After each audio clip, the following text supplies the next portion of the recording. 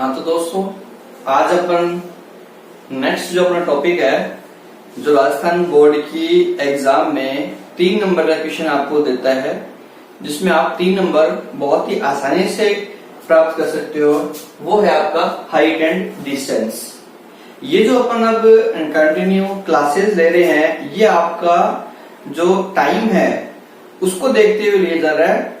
जैसे कि आपको सबको पता है कि आपकी जो मैथ की एग्जाम है वो 30 जून को डिक्लेयर कर दी गई है, ठीक है। तो उसके पॉइंट ऑफ व्यू से देखते हुए हमने डिसीजन लिया है कि आपको मोस्टली हर टॉपिक विद सम एग्जांपल्स, जैसे कि ऊंचाई का दूरी है तो मैं आपको इसके थोड़े से बेसिक्स बताऊंगा, पहले कुछ ट्रिक्स बताऊंगा और उसके बाद में मैं आपको बताऊंगा इसके कुछ क्वेश्चंस, ठीक है। वीडियो अपनी थोड़ी लंबी होगी, आराम से बताऊंगा, हर एक आपको टॉपिक क्लियर करवाऊंगा, छोटी से छोटी बात से लेके आपको पूरे लास्ट लेवल तक लेके जाऊंगा, ताकि आपका कोई भी क्वेश्चन गलत ना हो।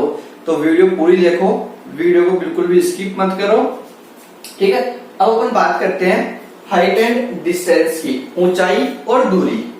ऊंचाई और दूरी इस यूनिट में आपका क्या है कि कोई भी चीज की ऊंचाई है, जैसे मान लो कि ये पेड़ है, ये पेड़ खड़ा है, ऊंचाई इसकी, और ये जमीन पे खड़ा है। यानी मैं अगर आपको सीधी सी बात बोलूं तो ऊंचाई व दूरी के जो भी क्वेश्चन होंगे वो सारे राइट एंगल ट्रायंगल पे बेस होंगे, समकोण त्रिभुज पे बेस होंगे। अब आपको पता होना चाहिए कि समकोण त्रिभुज में क्या क्या होता है। ये तो आपका होता है बेस, आधार जिसको बोलते हैं हिंदी में। ये आपका होता है परपेंडिकुलर, जिसको लंब बोलते हैं हिंदी में। ये आपकी होती है हाइपोटेन्यूज, जिसको कर्ण बोलते हैं हिंदी में। सबको पता है। नीचे इस साइड से जो ऊपर की साइड आपका एंगल बनता है वो आपका होता है उन्नयन कोण। उन्नयन कोण इंग्लिश में जिसको बोलते हैं एंगल ऑफ एलिवेशन। अगर कोई आदमी ऊपर से देख रहा है तो ये एंगल होता है आपका अवनमन कोण। इसको इंग्लिश में बोलते हैं एंगल ऑफ डिप्रेशन।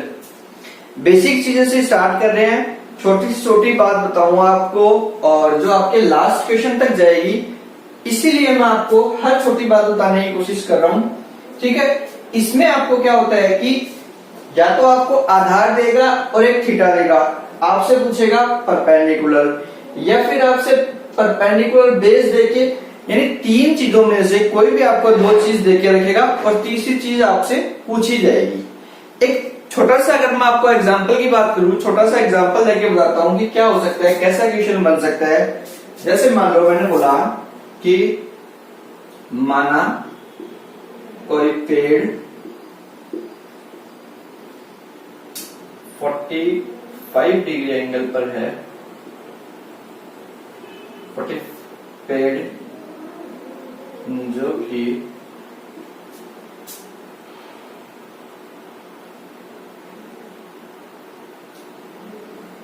60 मीटर ऊंचा है,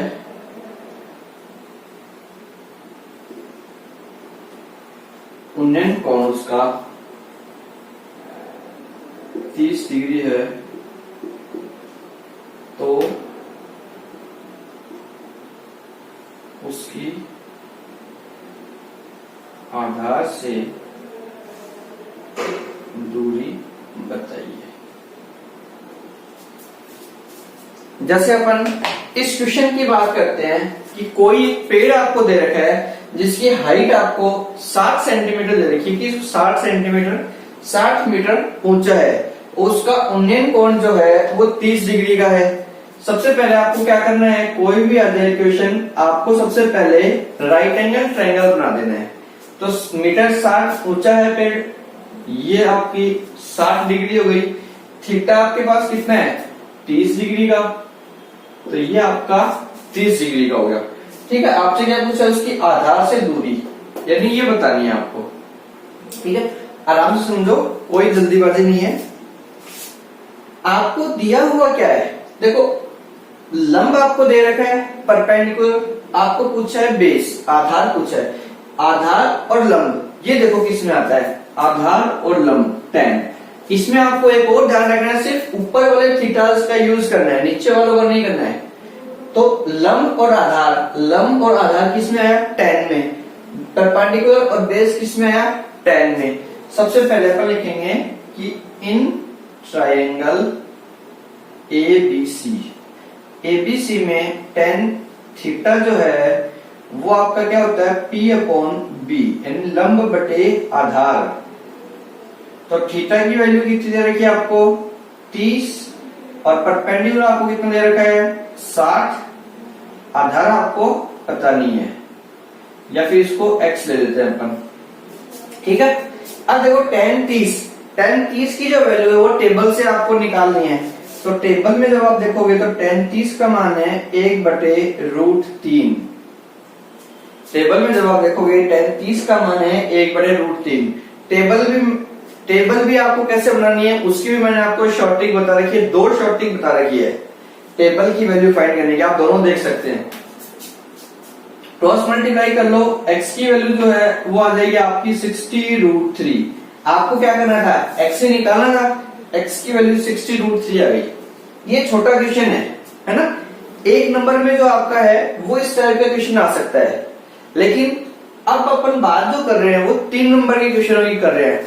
ये मैंने आपको बेसिक बताया कि इस टाइप से अपना बेसिक लगाना है। जैसे जैसे मैं आपको क्वेश्चन बताता रहूंगा आपको बेसिक क्लियर होता रहेगा, कोई बड़ी बात नहीं है। तो सीधा मैं जो आपको डायरेक्ट क्वेश्चन बताने जा रहा हूँ वो बड़े वाले क्वेश्चन बताऊंगा जो आने की ज्यादा पॉसिबिलिटीज है आपके एग्जाम में, ठीक है। तो अब क्वेश्चन की तरफ चलते हैं, क्वेश्चन देखिए।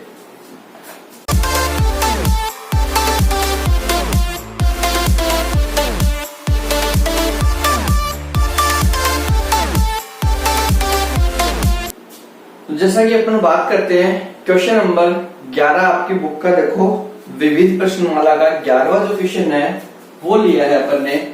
इसमें देखो क्या दे रखा है कि एक मीनार है, उसकी समतल से ऊर्ध्वाधर खड़ी है, यानी एक सीधी मीनार खड़ी है, कोई बिल्डिंग खड़ी है जिसका थीटा कितना है 30 डिग्री, और तो उसकी छाया पड़ रही है, जो उसकी शेडो है उसकी लंबाई है 45 मीटर।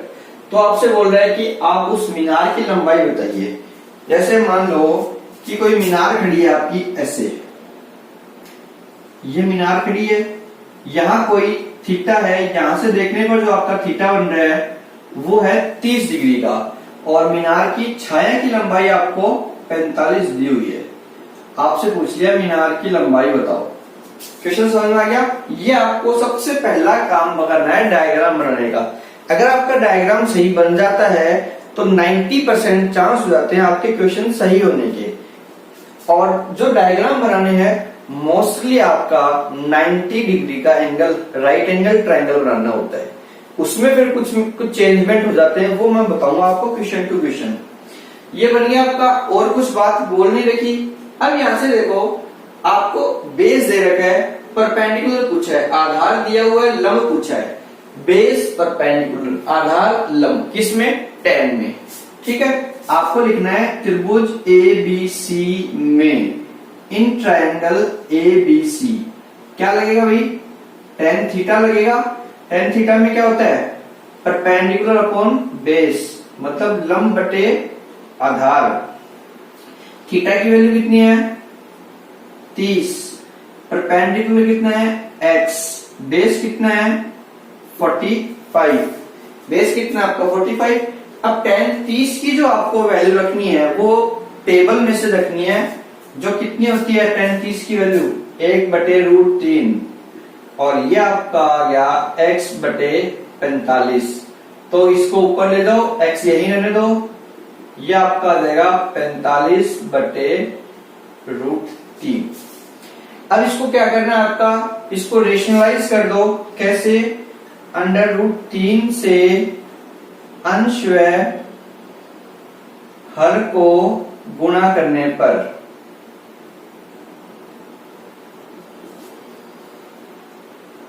मल्टीप्लाई बाई √3, किसको, डेनोमिनेटर एंड न्यूमरेटर। अब यहाँ पे देखो 45 को जब आप √3 से इंटू करोगे तो 45 √3 हो गया। √3 को जब आप √3 से करोगे तो वो 3 हो जाएगा और ये आपका कट के आ गया 15√3 आंसर। x की जो वैल्यू आपकी वो कितनी आ गई 15√3। ठीक है, आया समझ में? छोटा क्वेश्चन है ये 11th का। इसके बाद में अगला क्वेश्चन देखते हैं कौन सा है।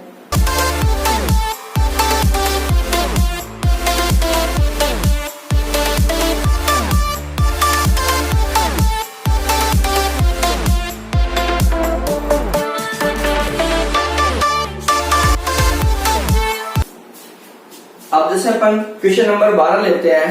क्वेश्चन नंबर 12 क्या है आपका कि आंधी के कारण कोई आपका पेड़ था वो टूट के नीचे जमीन पर गिर गया और वो जमीन पर 10 मीटर दूरी पर जाके गिरा है।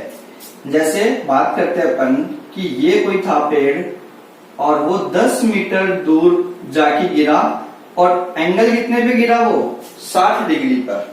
ठीक है, ये पूछ रहा है कि टूटने से पहले वृक्ष की ऊंचाई बताओ कितनी थी। अगर वृक्ष टूटा नहीं होता तो उससे पहले वो कितनी ऊंचाई पे था। तो देखो थोड़ा क्वेश्चन को समझो कि आपको ये तो बताना ही बताना है क्योंकि ये तो अभी भी बच रहा है पेड़ का, और ये वाला जो आपका पार्ट है जो टूट के नीचे गिर चुका है ये भी आपको बताना है। जैसे ये वाला जो आपका पार्ट गिरा हुआ है ये सीधा खड़ा होगा तो आपको दोनों का बताना है। इसमें आप क्वेश्चन को क्या करना है, आपको परपेंडिकुलर भी निकालना है और आपको हाइपोटेनस भी निकालनी है।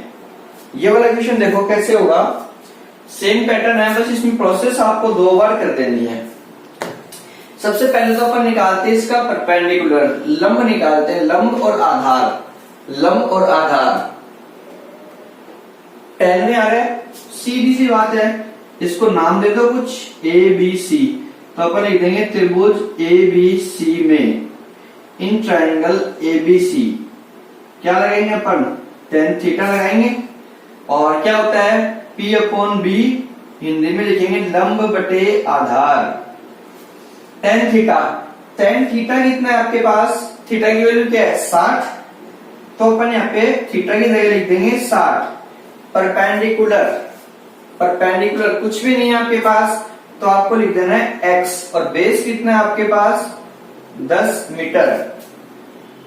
10 मीटर है, tan 60 की वैल्यू आपको निकाल टेबल में से देख के लिख देनी है जो कितनी होती है √3। तो यहां आप जब इसको क्रॉस मल्टीप्लाई करोगे तो x की वैल्यू आपके पास आ गई tan√3। 10√3 आपके पास x की वैल्यू आ गई है जो हाइट है। अब आपको AC और निकालना है, तभी आप उसकी सम्मिलित ऊंचाई उन दोनों को जोड़ने के बाद की ऊंचाई पूरी बता पाओगे, क्योंकि आपसे पूछा क्या है कि टूटने से पहले वृक्ष की ऊंचाई क्या थी। ठीक है, आराम से समझो, मैं मोस्टली सब कुछ आपको समझाने की कोशिश कर रहा हूं। अब यहाँ देखो, आप चाहो तो लंब और कर्ण ले सकते हो, आप चाहो तो आधार और कर्ण ले सकते हो, क्योंकि आपके पास लंब भी आ चुका है। मैं बोलूंगा कि आधार और कर्ण लेते हैं, तो आधार और कर्ण किस में आता है कोस में, बेस और हाइपोटेन्यूज कोस में। अपन लेते हैं cos theta equals to B/H, आधार बटे कर्ण।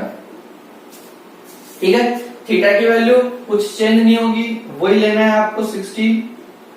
कोस 60 बराबर आधार कितना है आपका 10, ये आपको निकालना है।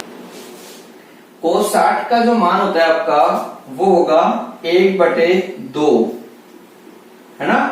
टेबल में से देखना है आपको ये, तो यहां से आपकी हाइपोटेन्यूज आ जाएगी, कितनी आ गई आपकी हाइपोटेन्यूज 20। ये आपका 20 आ गया, ये आपका कितना था 10√3। अब आपको यहाँ कुल ऊंचाई बतानी है, टोटल हाइट। टोटल हाइट कितनी होगी अब इसकी आपकी, क्या लिखोगे AB plus AC, AB plus AC, ये प्लस ये। AB कितनी आई हुई आपकी 10√3 और AC आपकी आई 20। यहां देखो कुछ कॉमन आ रहा है क्या, 10√3 और 20 में 10 कॉमन आ रहा है, 10 कॉमन निकाल लेंगे। यहां आपका बचा √3, यहां आपका बचा 10 दूनी 20 यानी 2। रूट 3 का आपको मान याद होना चाहिए, कितना होता है 1.732। फिर आपको यहां करना है 3.732 और जब आप इसको इंटू करोगे तो ये आपका आ जाएगा 37.32। इस तरह का ये वाला जो क्वेश्चन है, आंधी के कारण टूटा हुआ पेड़, बहुत ज्यादा इंपॉर्टेंट है, बहुत ही ज्यादा महत्वपूर्ण है ये क्वेश्चन। काफी बार आया हुआ है बोर्ड एग्जाम में, इस बार आने के भी चांस है। तो ये वाला क्वेश्चन थोड़ा अच्छे से समझना आप लोग, ठीक है। इसके बाद में नेक्स्ट क्वेश्चन आप देखेंगे। आपको नेक्स्ट क्वेश्चन मैं बताता हूं कौन सा है, किस हिसाब से करना है। वीडियो देखते रहो, लगातार कंटिन्यू बने रहो वीडियो पे, स्किप मत करो बिल्कुल भी।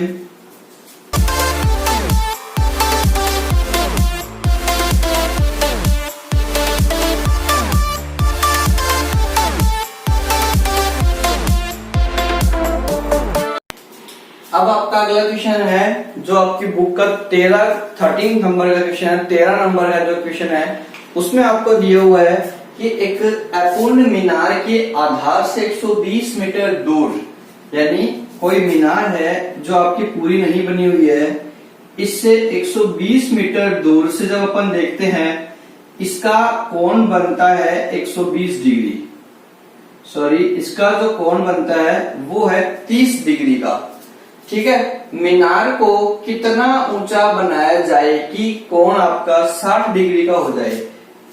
यहां से ये और ऊंचाई बना दी और यहीं से देखने पर आपका जो कोण है वो होना चाहिए अब 60 डिग्री का। तो बताओ उस मीनार को कितना ऊंचा और उठाया जाए। तो मीनार कितनी ऊंची उठानी है उसके लिए पहले ये तो बताओ कि वो मीनार है कितनी ऊंची। समझ में आ रही बात? यानी ये इतना आपको दे रखा था, ये मीनार है, तो पहले ये तो देखो कि ए बी है कितनी ऊंची मीनार है। नॉर्मल अगर अपन क्वेश्चन देखें तो ये क्वेश्चन बस ये है 120, ये x, ये 30। जो सिंपल सा जो क्वेश्चन है वो ही है आपका। आधार आपको दिया हुआ है, बेस आपको दिया हुआ है, परपेंडिकुलर आपसे पूछा है, tan थीटा का यूज करना है आपको। तो अपन यहां लिखेंगे सबसे पहले कि इन ट्राइंगल एबीसी में tan 30 बराबर P/B, यही होता है ना, लंब बटे आधार। तो tan 30 का मान आप टेबल से देखो 1/3 होता है। परपेंडिकुलर आपके पास है नहीं, बेस आपके पास 20 है, तो ये आपका हो गया AB बराबर 120/√3 हो गया। इसके बाद आप इसका परिमेयकरण कर लो, रेशनलाइजेशन कर ले सकते हो, ताकि ये आपका क्या हो जाए 120/√3 और नीचे आपका हो जाए √3 इंटू √3।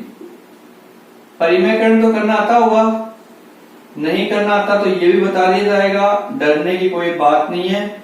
ये आपका आ गया 40/√3। बस आप बने रहिए हमारे साथ, आपको सब सिखा लिया जाएगा 20-25 दिनों में ही। 20 दिन में आपको एकदम परफेक्ट कर दिया जाएगा, ठीक है। 40/√3 आपकी जो आ गई ऊंचाई आ गई ना। अब आपको क्या करना है कि थीटा तो हो गया 60, तो ऊंचाई देख लो पूरी, कुछ चेंज नहीं करना है, खाली आपको थीटा की वैल्यू चेंज करनी है। सेम इसी पैटर्न पे कर दो।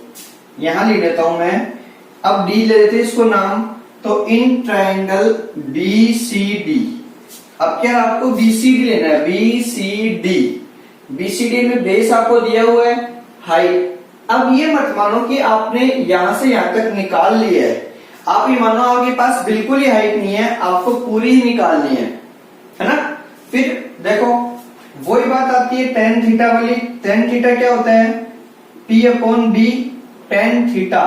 थीटा की वैल्यू अब की बार कितनी है आपकी, अब की बार आपकी जो थीटा की वैल्यू है वो है 60, और परपेंडिकुलर आपके पास जो लंब है वो आपके पास है नहीं, और आपका जो आधार है बेस वो है 120। tan थीटा की वैल्यू √3 होती है। इस प्रकार आप BD निकाल दोगे, कितनी हो जाएगी आपकी BD 120/√3। दोनों चीजें आ गई देखो आपके पास। ये पूरी जो दूरी है वो आपकी 120√3 है और 40√3 आपकी यहां से यहां तक है। यहां 40√3 थी, फिर आपने बढ़ाई तो वो 120√3 हो गई। तो आपने कितनी बढ़ाई बता दो अगले को माइनस करके।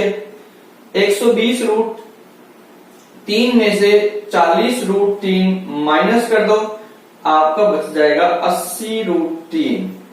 या तो यहां तक छोड़ दो अगर समय नहीं है तो, और अगर समय आपके पास है तो आप इसको आगे मल्टीप्लाई करके भी दिखा सकते हो।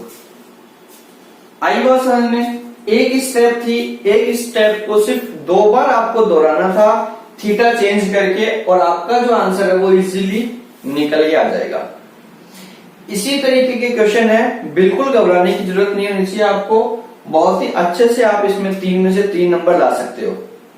अगला क्वेश्चन देखते हैं अपन। अगला क्वेश्चन क्या होता है, ठीक है।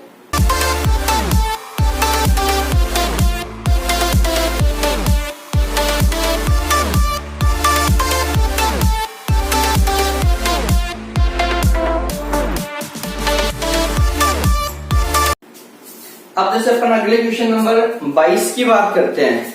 आपको एक नदी दी हुई है, नदी के पुल के बिंदु से सम्मुख किनारों का अवनमन कोण 30 व 45 है।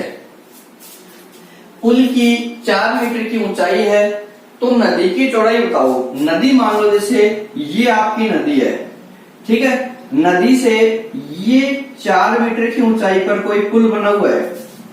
ये 4 मीटर की ऊंचाई पर कोई पुल यहां बना हुआ है। इससे नदी के दोनों किनारों का जो कोण है वो 30 और 45 डिग्री आपको बताया हुआ है।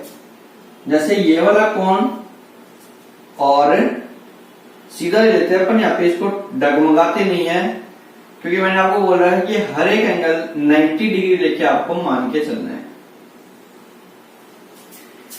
जो जितना दूर जाता जाएगा एंगल उसका उतना ही कम होता जाएगा। ये 30 डिग्री ले लो कम है, तो ये 45 डिग्री ले लो ज्यादा है। अब आपको इस नदी की चौड़ाई बतानी है पूरी, बी से लेके सी तक की दूरी आपको पूरी बतानी है कि कितनी है। बेसिक क्वेश्चन जो अपन सिंगल का करते हैं वही स्टेप आपको यहाँ पे 2 बार दोहरानी है और आपका क्वेश्चन सोल्व है। कैसे दोहरानी है देखो, क्वेश्चन करते टाइम जो आपके डायग्राम है उनको ज्यादा कॉम्प्लिकेटेड नहीं करना है। एकदम राइट एंगल ट्रायंगल पे नदी पता चले, आप ऐसी नदी ना बना के आप ये नदी बना रहे हो फिर ऊपर पुल इस टाइप का बना रहे हो, ये नहीं करना है। सिंपल रखना है, आपके क्वेश्चन को सिंपली सोल्व करना है। राइट एंगल ट्रायंगल पे देते हुए, समकोण त्रिभुज देते हुए सोल्व करना है। अब देखो एबीडी त्रिभुज ले लेते हैं अपन सबसे पहले, एबीडी ट्रायंगल। तो एबीडी ट्रायंगल में आपके देखो आपको क्या दिया हुआ है, ये तो 4 मीटर दिया हुआ है ही। आपको निकालना है बीडी यानी आधार निकालना है, लंब दिया हुआ है, परपेंडिकुलर बेस, tan लग जाएगा। tan थीटा बराबर P अपॉन B। थीटा की वैल्यू कितनी है 45, परपेंडिकुलर 4 है, बेस आपको पता नहीं है, tan 45 की वैल्यू आपको पता है 1 होती है, तो आपका आधार भी कितना रहेगा 4। यहां से यहां तक की दूरी आपके पास 4 आ गई, ठीक है। आगे नेक्स्ट ट्रायंगल में आ जाओ। अगला ट्रायंगल कौन सा आपका ACD। ACD में भी वही रिपीट करना है, एक ही चीज बार बार करोगे, बहुत आसान रहेगा आपके लिए, जोर नहीं आएगा, याद जल्दी से हो जाएगा आपको। परपेंडिकुलर 4 है और ये आपको पता नहीं, tan 30 का मान 1/√3 होता है, तो इस प्रकार आपकी डीसी रहेगी 4√3। ये 4√3 आ गई, ये 4 आ गई। कुल दूरी पूछी है आपसे, टोटल पूछा है, टोटल कर दो 4 + 4√3, 4 कॉमन आ जाएगा, √3। देखो आपको यहाँ थोड़ा फास्ट करके बता रहा हूं मैं क्योंकि ये सिर्फ कैलकुलेशन है, कैलकुलेशन में तो आपको कोई प्रॉब्लम होनी नहीं चाहिए। फिर इसको इससे सिर्फ मल्टीप्लाई कर लो। आई बात समझ में? आगे क्वेश्चन, एक और क्वेश्चन।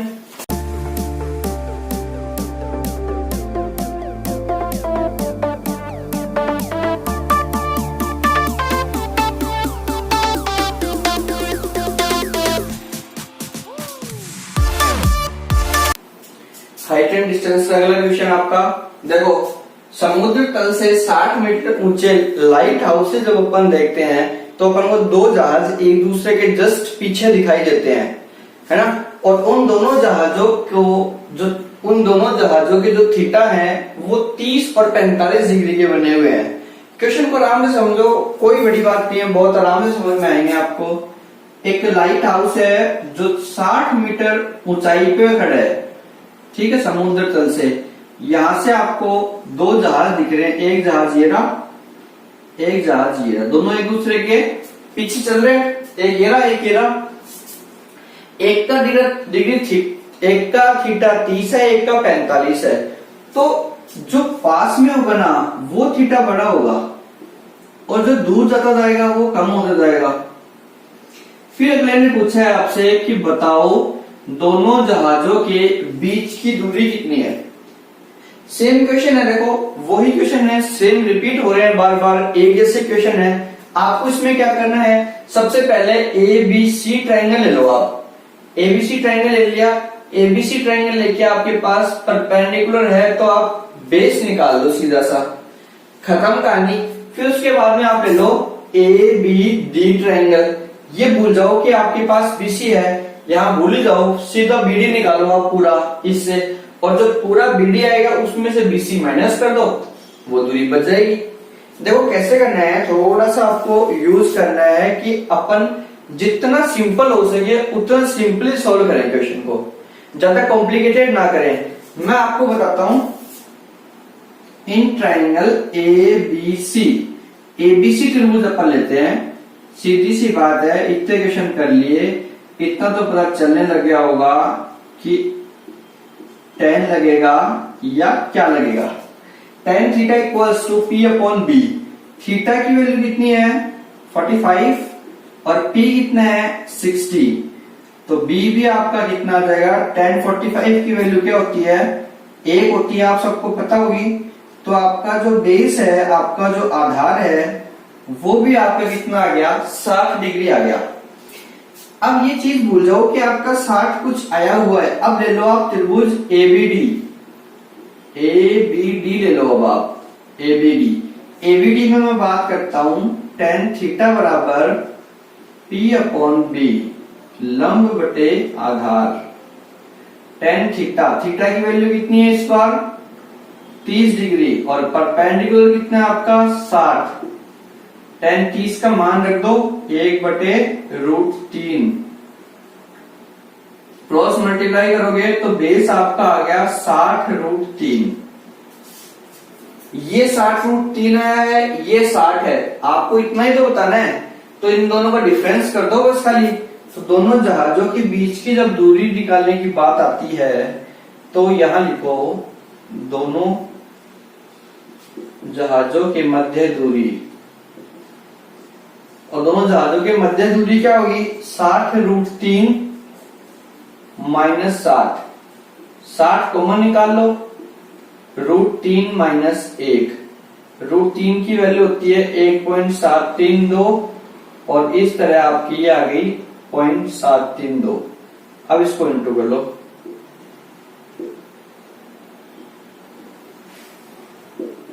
(43.920), ये आपकी दोनों के बीच की दूरी आ गई। इसी तरह से क्वेश्चन है, बहुत ही आसान क्वेश्चन है। एक बार तो मेरा ये है कि इतने क्वेश्चन आप सोल्व करो, समझ में आ गए होंगे, और क्वेश्चन आप अपने मन से सोल्व करो, क्योंकि मैं अगर सारे क्वेश्चन करवाऊंगा तो वीडियो काफी बड़ी हो जाएगी। अब मेरे को इसके आगे की जो ट्रिग्नोमेट्री आइडेंटिटीज पे बेस्ड क्वेश्चन है वो भी करवाने हैं, इसलिए आप ये इन क्वेश्चनों को देखो, सोल्व करो, समझो, और इन पे बेस्ड क्वेश्चन खुद बुक से निकालने की कोशिश करो।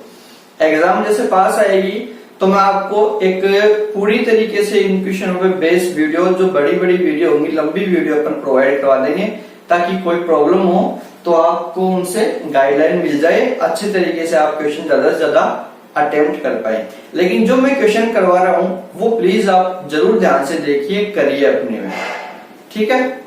तो आज के लिए इतना काफी है। अगली वीडियो में मैं आपको बताऊंगा कि कैसे आप ट्रिग्नोमेट्रिक आइडेंटिटीज से आप 6 नंबर वाले क्वेश्चंस इजीली सोल्व कर पाते हो। जब तक आप क्वेश्चन सोल्व करते रहिए, खुशी खुशी रहिए, टेंशन बिल्कुल मत कीजिए क्योंकि हम आपके साथ हैं। मैंने आपको जो अभी क्वेश्चन बताया वो अवनमन कोण था, लेकिन मैंने आपको बता दिया उनको उन्नयन कोण से ही, ताकि आप लोगों को समझ में प्रॉब्लम नहीं हो। लेकिन उनका जो डायग्राम आपका बनेगा वो उस हिसाब से बनेगा कि जो 17 का आपका जो क्वेश्चन है वो आपको 60 मीटर लंबा एक लाइट हाउस दे रखा है, उससे दो जहाज आपके 45 और 30 दोनों एक दूसरे के पीछे हैं। तो यहां देखो, पहली बात तो ये ध्यान रखो कि डिग्री जैसे जैसे बड़ी होती रहेगी वैसे वैसे वो पास आती रहेगी, यानी 45 डिग्री जो होगा पॉइंट वो इस हाइट के पास हो रहा होगा और जैसे जैसे दूर जाएगी डिग्री कम होती रहेगी। अब बात करते हैं अपन एंगल ऑफ डिप्रेशन। अवनमन कोण दे रखा है आपको। अवनमन कोण में आपने क्या करना है कि ये जो ऊपर से एंगल आएगा ना, ये वाला, ये एंगल यूज होता है इसमें इस टाइप से। तो ऊपर से लेते हुए, और मैंने आपको जो क्वेश्चन करवाया तो नॉर्मली मैंने आपको समझाने के लिए ये वाली चीज नहीं दी थी। मैं सोचा था कि वीडियो के लास्ट में आपको एक चीज बताऊंगा ताकि आपका डाउट क्लियर हो जाए। मेरा मतलब है कि आप एंगल ऑफ एलिवेशन से ही करो क्वेश्चन, बस अगर एंगल ऑफ डिप्रेशन का नाम आए तो आपको डायग्राम में चेंजमेंट कर देना है और कुछ चेंजमेंट नहीं है। सेम क्वेश्चन है आपका 22 वाला, इसमें भी यही था कि एंगल ऑफ डिप्रेशन एक तरफ 30 डिग्री का एंगल है, एक तरफ 45 डिग्री का एंगल है। तो आपको क्या करना था, ऊपर एक लाइन ऐसे करनी है, इधर वाला 30 ऊपर का दिखा दो और इधर वाला 45 ऊपर का दिखा दो। बस यही है एंगल ऑफ डिप्रेशन और एंगल ऑफ एलिवेशन में अंतर। एंगल ऑफ डिप्रेशन ऊपर जितना होगा वो ही नीचे होगा। क्यों? क्योंकि यहाँ पे एकांतर कोण बन रहे हैं। एकांतर कोण कौन से होते हैं? जो दो समांतर रेखाओं के बीच बनते हैं, या हम कह सकते हैं कि जो जेड की शेप में एंगल बन रहे हो वो सब एकांतर कोण होते हैं। ठीक है, अल्टरनेट इंटीरियर एंगल को बोलते हैं। तो इस तरह से आपको हाइट एंड डिस्टेंस के सारे क्वेश्चन सॉल्व करने हैं। बहुत ही इजी है, कोई बड़ी बात नहीं है, आप सॉल्व करिए। फिर अब अपन नेक्स्ट वीडियो में लेके आएंगे ट्रिग्नोमेट्री के क्वेश्चंस, और फिर ओवरऑल बुक की जो भी आपको मोस्ट क्वेश्चन है वो मैं टिक लगवाऊंगा, आप उनको सॉल्व कीजिए। जब तक आप हाइट एंड डिस्टेंस एकदम अच्छे से सॉल्व करिए। ठीक है, आज के लिए इतना ही। नेक्स्ट वीडियो में लेके आएंगे आपके लिए कुछ और खास क्वेश्चंस और ट्रिक भी बताई जाएगी आपको। इसकी ट्रिक मैं अपलोड करूंगा। इसकी जो ट्रिक है वो बस इतनी ट्रिक है कि आप अंदाजा लगा सकते हो, अंदाजा या कहूं एग्जैक्ट वैल्यू आपको पता चल जाएगी कि इसकी वैल्यू ये आएगी। क्यों? क्योंकि मैंने एक पहले वीडियो अपलोड कर रखी है जिसमें मैंने आपको बताया कि आप ट्रिग्नोमेट्री टेबल कैसे सॉल्व कर सकते हो बिना टेबल बनाए, वैल्यू फाइंड करना, जिसमें मैंने आपको दो राइट एंगल ट्राइंगल से हर वैल्यू निकालना बताया था। उसी से मैं आपको इसके आंसर निकालना बताऊंगा, लेकिन वो मैं आपको बताऊंगा अगली वीडियो में। ठीक है, आज के लिए इतना ही, और अगले वीडियो के लिए आप हमारे चैनल पर बने रहिए। चैनल को सब्सक्राइब करो और जितना हो सके अपने दोस्तों के साथ इसको शेयर करो। एग्जाम पास आ रही है, इसलिए जैसा मैं चाह रहा हूं कि हर बच्चे को घर बैठे ही सारे क्वेश्चन अवेलेबल हो जाए। समझनी देखो, वैसे तो बहुत सारे टीचर पढ़ा रहे हैं ऑनलाइन, सबका अपना अपना अलग तरीका होता है, क्या पता किसी को मेरा तरीका पसंद आ जाए। इसलिए मेरा मानना है कि अगर आप मेरी वीडियो देख रहे हो तो प्लीज इसको अधिक से अधिक शेयर करिए। ठीक है, धन्यवाद।